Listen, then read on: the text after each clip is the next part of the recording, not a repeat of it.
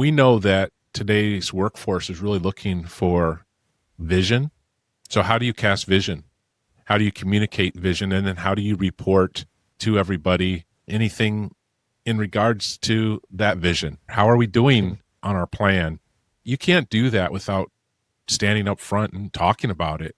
Why would I follow you into battle, Mark? Why should I work here? Why should I give extra? Or, why should I not go with the guy across the street that offered me an extra buck? What is it about your company or about you that really motivates me and makes me feel secure that I have a place here, an opportunity here, that there's stability? You can't do that without communicating that. And we know, and we've seen this many, many times with painters. We're talking about employee painters now, not subs, but even subs can be this way as well, is when they don't see a clear schedule or how much work we have lined up, they get a little skittish. They really need to know that there's a plan and you guys are working hard on the plan and we're selling and we're scheduling and you're going to be good and your family's going to be good and your paycheck is secure because we're doing all this stuff. I just want to let you know it. And I don't think you can do that without connecting with them in a regular way.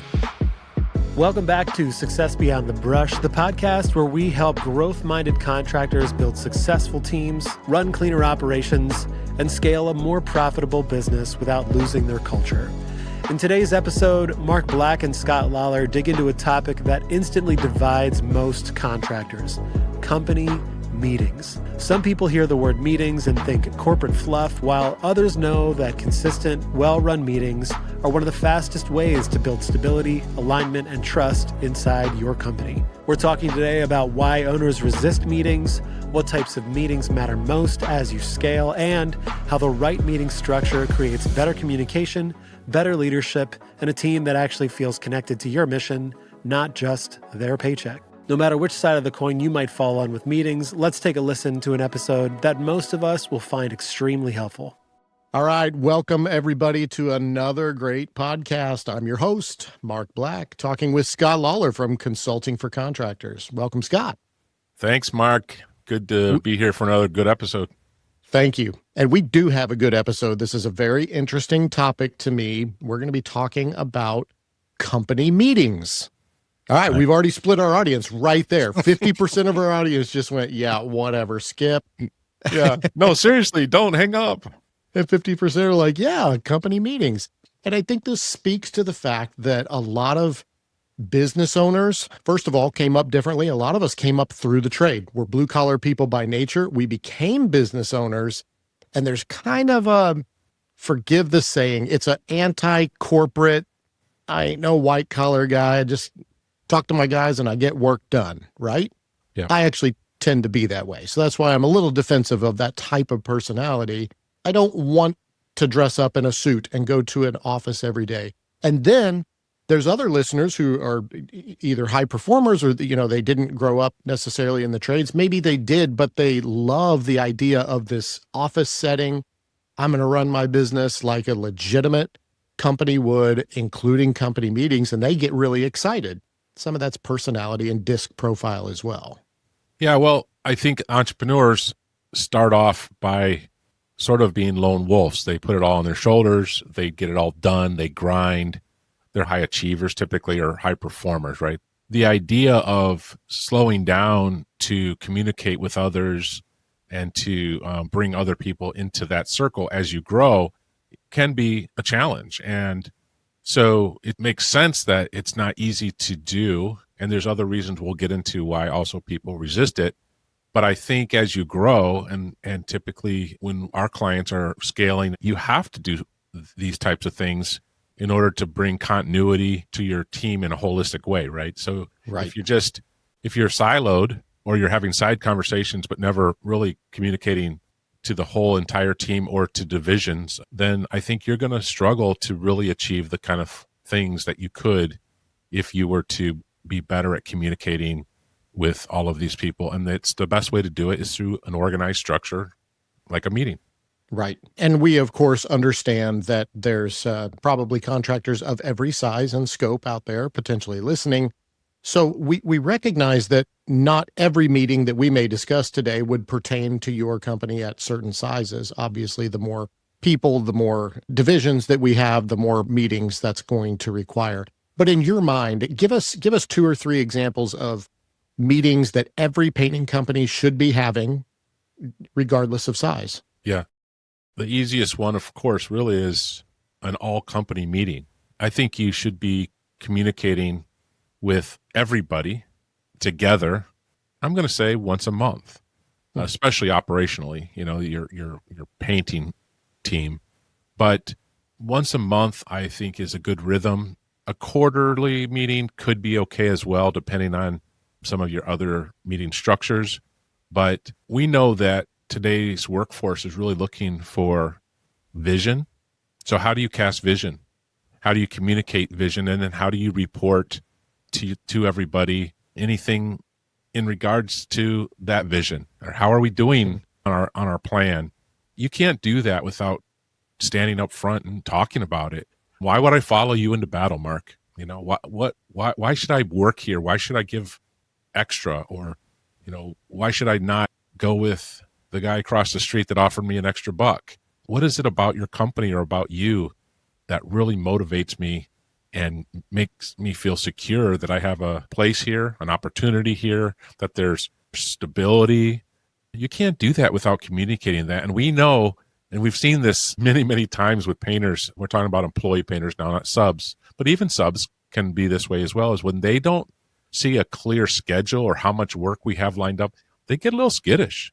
They really need to know that there's a plan and you guys are working hard on the plan and we're selling and we're scheduling and you're going to be good and your family's going to be good and your paycheck is secure because we're doing all this stuff. I just want to let you know it. And I don't think you can do that without connecting with them in a regular way. I tend to agree with that. In your mind, what are some reasons that a person or a company might be resistant to that? What are some reasons that people would not want to have a meeting and say, I wouldn't even know where to start? Well, it costs money because Sure. they have to be paid to come to the meeting. That's the first one. It's inconvenient. I hear that a lot. Well, this crew has to drive this far and these people don't start, till 9 and there's all these excuses, right? And so those are really the reasons that we primarily hear. And I think it's not uncommon for some entrepreneurs to really not be comfortable communicating and they don't know what to say. What am I supposed to say? How long should I say it? What's wrong? What's the wrong thing to say? And they don't really know what to do. So what they tend to do is nothing. And I think that's really the wrong thing to do. Let's take a great example. Like you just talked about an all company meeting. This is a monthly meeting. I have my whole team. I've got 10 or 12 guys from the field. I've got some of my admin staff. Everybody's sitting in the room. Could you give us an idea of just in general, what are the main topic points? This isn't a podcast of here's how you have a meeting necessarily, but just so we give our audience something to really consider of what that might look like, what do you think the main components of that meeting should be? Well, there's lots of ideas. You can pick some of them, any of them, all of them. But I think there should be some report or update of how the company is doing on the actual to what the projection was. How are we doing on this journey? So, I would say in December, early January at the latest, I think the owner should cast a vision for where you're headed this year. What are the initiatives? What is the revenue target? What's that going to require of us, right? So you wouldn't possibly go into a competition without training. And so this idea of what's it going to take from your team to achieve, to get them to buy in. Rick Holtz has a great discussion about this in one of the previous podcasts that we can link, but he involves his whole company in a planning of this in small groups, and they come up with their own goals. And so it's not Rick standing up there and going, here's what I want. It's the company. And I'm talking about 70, 80 people in his organization that are discussing and talking about their company goals. What are they going to do? And they come to those numbers and things that they want to accomplish together. So I think reporting how we're doing on the journey every month is really helpful. I think, of course, always acknowledging and introducing new team members is always great. I think acknowledging or highlighting some extraordinary behaviors or efforts or, some kind of acknowledgement of something, little recognition of something. I don't want to make this a competition. So, I wonder when I'm going to get the employee of the month. I'm not really saying that. I'm just saying, little encouragements, law of appreciation type of thing. The other thing that this is obviously a natural place to do some of these things are a safety training. If any of you are familiar with an OSHA inspection or anything that's an OSHA related thing, one thing they're going to try to identify is, do you train your people or talk about safety here? Well, yeah, we sure do. Actually, we do it monthly, and here's the log and here's the topic. And so I think it's a real miss if you don't do something at your meetings around safety. I think there's also always some kind of administrative thing that, hey, we really need to make sure the POs are accurate. We're sort of having a little bit of a dip, or your timesheets, or there can be administrative thing. We need to fill out these forms. There's a new 401k, or these are administrative things that everyone needs to be involved with. So this is a great place to do it. I also think it's a great place to do a technical training or highlight of some kind. It's very common that a vendor might come in and present a topic or something about a product. So those are all good uses of this time. I don't think you should use all of them, but I also think that this is an opportunity to have other people stand up in front of the room. I think the last thing you want to do is be the person up there for 30, 45 minutes standing on a soapbox preaching and talking to your people. Get other people involved and give them a chance to get up there and have the safety talk or the tool talk or the product talk, administration, safety. These are all things that are easily delegated to others, so that only thing you might do is, talk a little bit about vision. And the other thing that I'll say that's required here, and it's an excellent exercise, is to educate everybody on the economics of a business and report to them. If you're going to be reporting money, which I think is a great thing to do, revenue, expenses, these are things that, even though they feel very personal, I think you need to be talking about them. Then you need to provide some economic education and tools so they understand what you're talking about. And I've talked to owners all over the gamut of that particular subject. Some owners are super, super, like, embarrassingly transparent. They'll talk with their employees about what they personally take home, and like everything is out in the open. And then I talk to others who are super guarded, and they talk in vague terms or more about percentages than actual dollars. Do you have an opinion on that as to how transparent we should be being with our teams financially? Yeah, I would be appropriate as far as the details, using bundles or rolling up categories, as we would say in QuickBooks Online. I would be somewhat vague because they're going to try to figure this stuff out.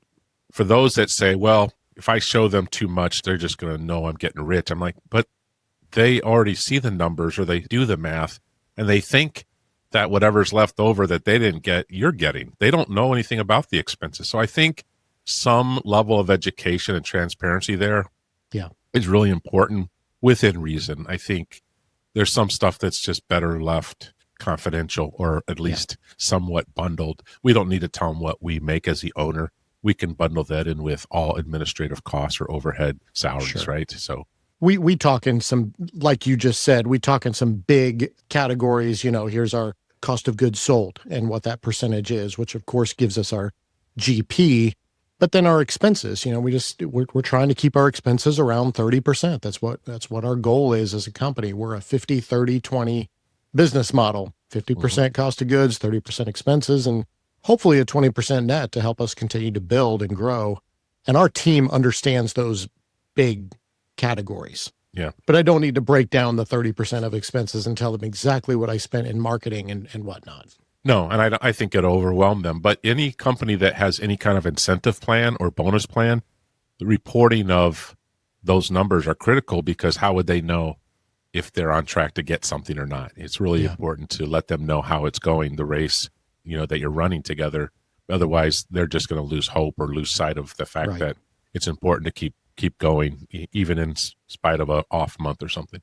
Well, I've certainly noticed a correlation, and not only in my own company, but in other companies as well, that the companies that are having monthly meetings and are staying engaged and very informative, trying to keep the team informed of the overall health of the business, tend to have very high culture. Yep.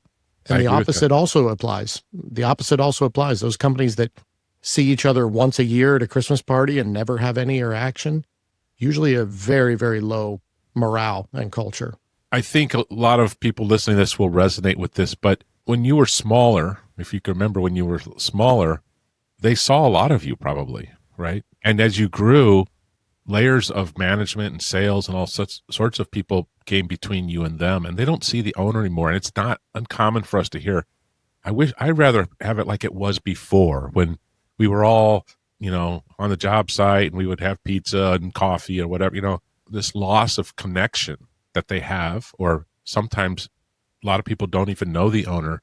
I know in a company I previously worked with at PPD, I ran the complete organization, and the owner Aaron Moore didn't necessarily need to approve a hire or anything like that. So it wouldn't be uncommon for a new hire to not have ever met Aaron.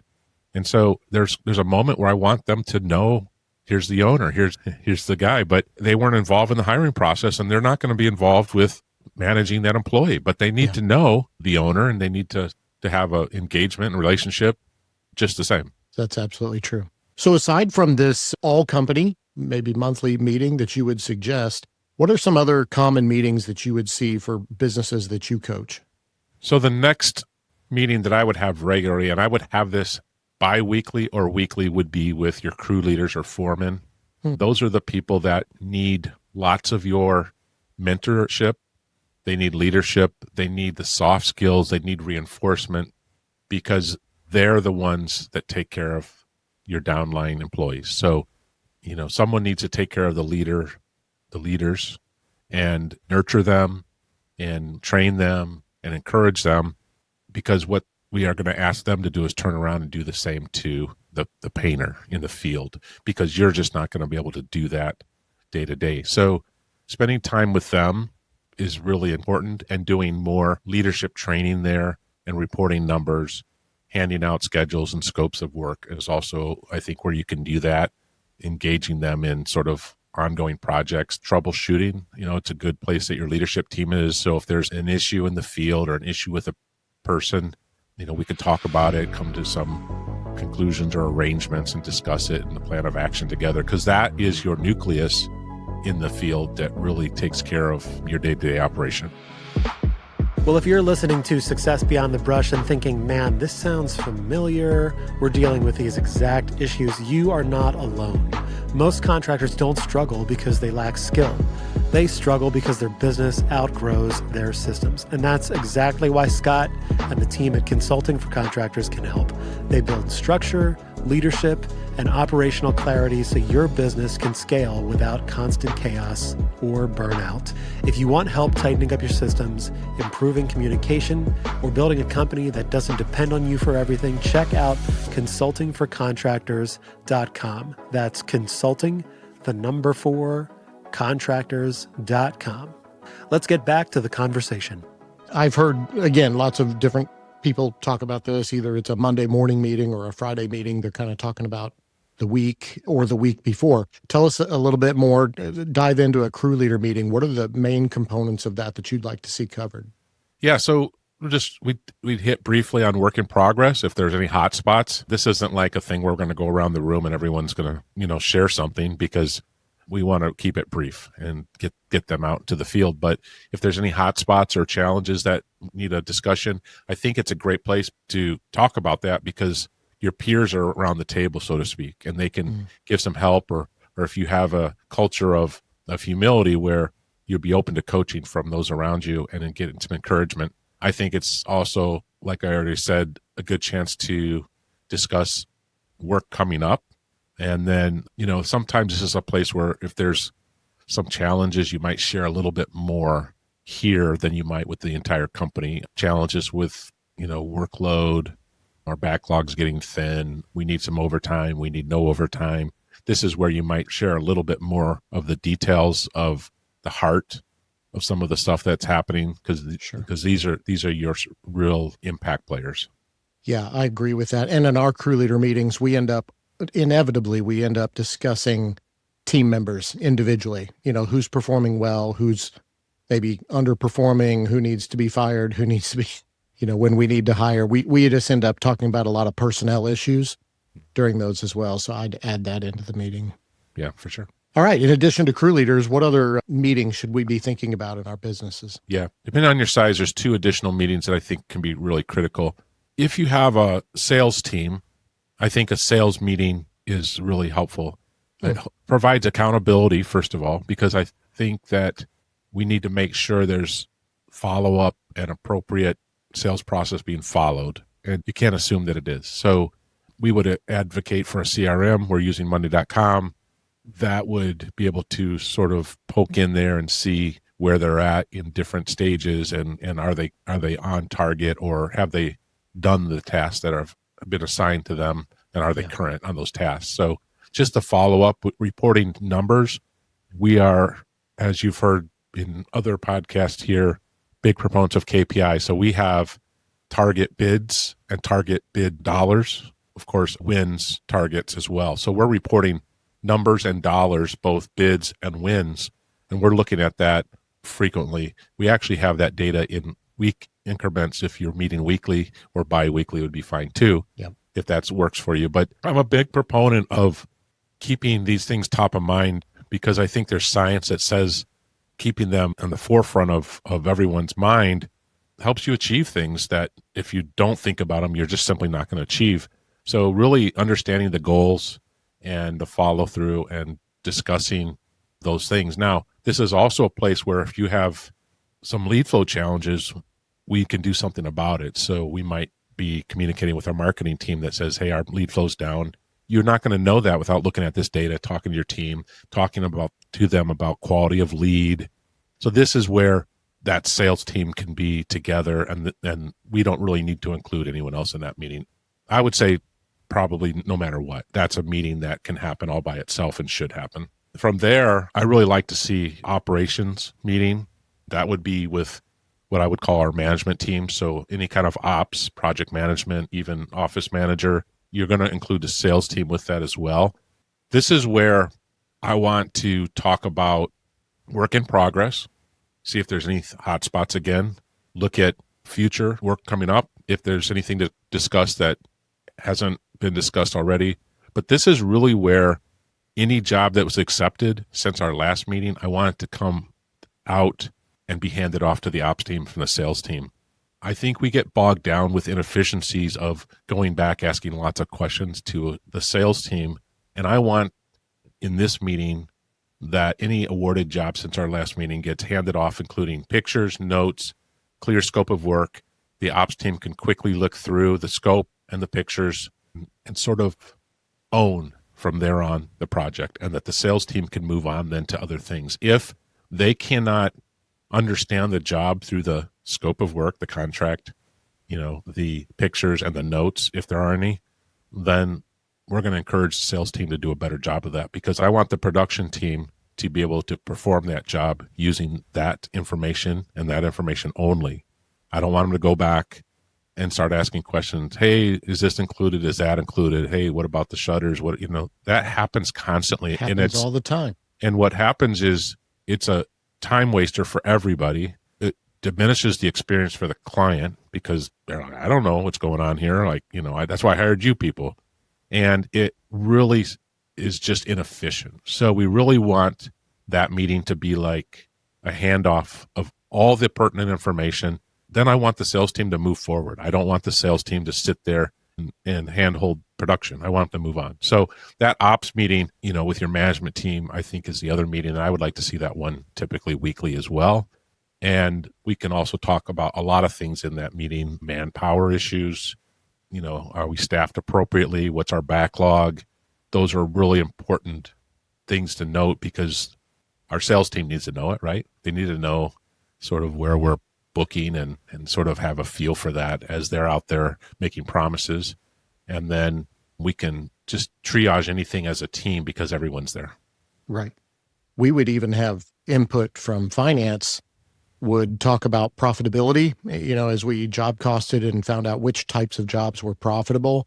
They'd be talking to marketing, and marketing would say, all right, we're going to design some campaigns around that particular thing that we make really good profit on. and that's communicated to the salespeople, and that, it all works hand in hand, but not without a central meeting like that ops meeting. Yeah. From there are some things that we call stand-up meetings. They're impromptu, but they're regular. Almost every production department is going to have a check-in somewhere in the afternoon, because we know what the plan was, but we don't know if the plan was executed. And tomorrow we have a new plan. So can we execute that plan? So that stand-up meeting, and it can be on the phone, it can be in person, whatever, but just that check-in, and it's just maybe a 5-10 minute meeting between those stakeholders that do that scheduling to say, hey, is tomorrow really going to come off like we planned? Now, I'd like that meeting early enough in the afternoon, I think by 2, so that it gives us some time in the day before people go home for the end of their shift to make some phone calls, either accelerate a schedule, bring it up, or deliver maybe some bad news to someone that says, hey, we need to push you off. But the last thing we need is to burden somebody with a bunch of phone calls at the last minute while they're trying to get out the door. And so what this does, it helps us bring all of our, activity that we know happens at the end of a day, brings it forward a little bit, because I want people to have life balance, work-life balance. I want them to go home and not get text all night long and then having to try to bother customers. I really want there to be a sense of calm, and we're on top of our game. So it gives us a chance to really set our schedule well in advance of everyone going home for the day. And I think your staff really likes that too. Your painters like that. They don't like the chaos of texts all night long and early in the morning and changes, and it's an inconvenience and it's a hassle, and it really gives them a sense of instability. Just because they don't complain about it doesn't mean they don't dislike it, and they don't like it. So bring that meeting up into the day just so you can get tomorrow set and move on and finish your day without a lot of stress. And for owners that struggle with attention, or I struggle with attention deficit disorder, so my mind is wildly racing from thing to thing. Meetings provide structure. It makes me focus on a particular thing at a particular time, and it gives my company consistency that we desperately need. My people are craving that consistency, and I'll be the first to admit, we have some boring meetings that are repetitive or not, there wasn't a lot to talk about this time. That's okay. Yeah. Because next week we could be really struggling with something, or we had a big catch, or, oh man, I'm sure glad we looked at that, or that would have been a disaster. The consistency of the meeting, my team relies on it. I've come to rely on it, even though it's not my natural style. Yeah. And I do agree with that there's some components of some meetings that don't include everyone in the moment, right? So you might just need to wait 5 or 10 minutes before your time's come. But there's a couple of things, going back to why meetings don't happen. It's not uncommon for people to have a meeting on their schedule, but they don't hold them sacred. These meetings have to be held sacred, and they cannot be missed. They cannot be done remotely, because if you allow exceptions, then it will become the norm, not the exception. So showing up for your meeting, showing up on time, you're wasting everyone's time if we straggle into the meeting. This person's 5 minutes late, this person's on the phone just a minute. It's really important. You know what's really important? This meeting that 4 or 5 people have committed to coming to. And that's the most important thing. Start on time, make it concise, and get it over with, get everything you need, and then you can go on with your day. But it's non-negotiable. You cannot have an appointment. You cannot promise a client you're going to come see them, because I can't. I would love to see you, but I have another commitment. And that commitment's in a meeting. And it's important. And if it's not, then it won't happen. And we hear this often, that there's a meeting on the calendar, but someone's not there. And very common, it's the owner that's not there. Now, the other reason I find that people really struggle with the meeting, besides the reasons we talked about earlier, is they don't know what to include in the meeting. They don't know what to say. They feel like they have to manufacture content. Sure. And so there's a very easy solution to that. It's just make an agenda. You don't have to have a 10-point agenda. It's not a city council meeting. Even the city council meeting probably has a simple agenda. It needs to be about 4 things maybe. And you just create a template, and it's the same 4 things every time. Now, the jobs will change, or the safety talk will change, or whatever we're talking about will change. But the fact that we're going to have a safety talk is the same thing on every agenda of every company meeting. Right. And so create your agenda to hit the things that need to be hit so that you don't have to think about what are we going to talk about, and then assign it to somebody to fill out the agenda 24, 48 hours advance or something, so that you don't have to be stressed about it. Because I think a lot of people are stressed about it, and they're like, oh, I didn't plan for this meeting. I got to have this meeting. And so what do? They cancel the meeting. No, we're not. Hey, crew leaders, we're not going to meet tomorrow. Just go to your... So that's starting to send a message that these things aren't really important, that your word's not important. It's okay if I don't show up or cancel or change, because that's the way we roll around here. And I think that the discipline of doing it, if you think it's too frequent, then have it less frequently. Do it every other week. But don't not do it because you're uncomfortable with it. A lot of people are going to be uncomfortable with it. And then, like I already said, distribute the podium, so to speak, to other people so you're not in charge of the meeting, because that will give you freedom. And the other thing that I find is that there's a lot of data that needs to come into these meetings, and people don't have that data readily available. So that would be another thing to really work on, is to say, where are we going to get these sales numbers? Where do we get the win numbers? Where do we get the estimate numbers? Where do we get the job costing numbers? Where do we get the revenue? And just go out there and figure out, where are these things, so that you don't feel behind the eight ball when we have to come up with all this stuff. If you get into a rhythm and just keep an agenda that's tight, it'll become more natural to you. And then the last thing I'll say on this is, as appropriate, we always want to have a place where we would have a catch-all, like, okay, is there anything that someone needs to bring up that didn't fit into one of our 4 categories? So giving people a chance, a voice to express things where it's appropriate. I agree. Sometimes we go through a meeting, we hit all our points, we got through it, but maybe we didn't value some people that needed to bring something up or had something to share. And so just give a little space for others to bring something up that might not fit super, super well in the categories we have. Now, if it's fully inappropriate and completely needs to be tabled, then sometimes you're going to have to lean into that and say, hey, I would really like to talk about that. I think that's a private conversation. Let's take that offline. Let's schedule that. But give people a chance to, be heard and to be involved. And that will help them be more interested in the meeting as well. I think that's one of the most valuable things we can do as owners, is to invite others to participate, like you said, either in leading a section of the meeting, but certainly being able to speak their mind and having the freedom and they feel comfortable in sharing something that is either good or maybe negative that they think is hurting the company. But to have a piece and to say, my opinion is valued on this team, I think that's incredibly important. Yeah, it is. And all of this behavior, I think, breeds community. It connects people. It feels collaborative.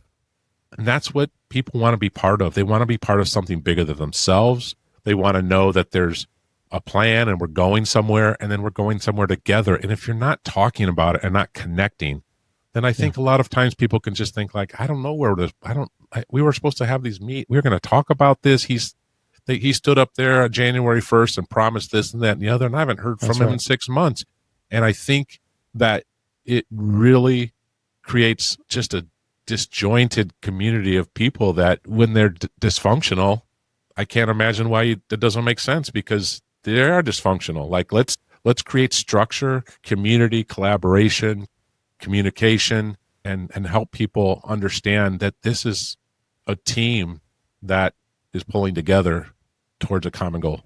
And from what I have studied and experienced in my personal experience, this generation of workers, the younger generation of workers, are looking for exactly that pull myself up by the bootstraps, Generation X and before. We didn't need pats on the back. We just went to work and we did what we needed to do. That generation is almost gone. We're still in the workforce, but I'm just saying, anybody from this newer generation is not going to be that type of person who can work for 6 months without talking to anybody. Just give me my work order and I'll go to work and never need to see you. They want to feel part of a movement. They want to know that what they're doing matters, and they want their life to count. And that means a lot. Yeah. Much more than just a paycheck. Could not have said it better myself. You are spot on. That is what they're looking for. And even though we're in the trades and we say, well, it doesn't apply to us. We did a deep dive some years ago about what today's workforce is looking for. And collaboration, vision, and community, and to be part of something bigger than themselves were 4 of the things that they were looking for. And all 4 of those can be met with a well-run meeting. 100%. Yep, I agree. It's a super important topic, and I appreciate your time today as we've kind of unpacked just some of these things. I know there are lots of conversations happening and probably various opinions even of this subject as we're speaking, but there are truths that everybody wants to feel a part of something, and that a well-run meeting, a well-placed meeting, and a clear and concise message can certainly give our team the thing that they're looking for. Yeah, I agree. Thanks, Mark. Appreciate your time. Well, that wraps up another episode of Success Beyond the Brush. If there's one takeaway from today, it is this: strong companies don't happen by accident. They're built through clear communication, consistent leadership, and the discipline to do the unglamorous things, like run effective meetings really well. If this episode resonated with you, please share it with another contractor who's trying to build something better than just a job, a real business with a real team and a real future. Don't forget to subscribe so that you can be ready to listen to new episodes as they release. Thanks so much for listening. We'll see you next time on Success Beyond the Brush.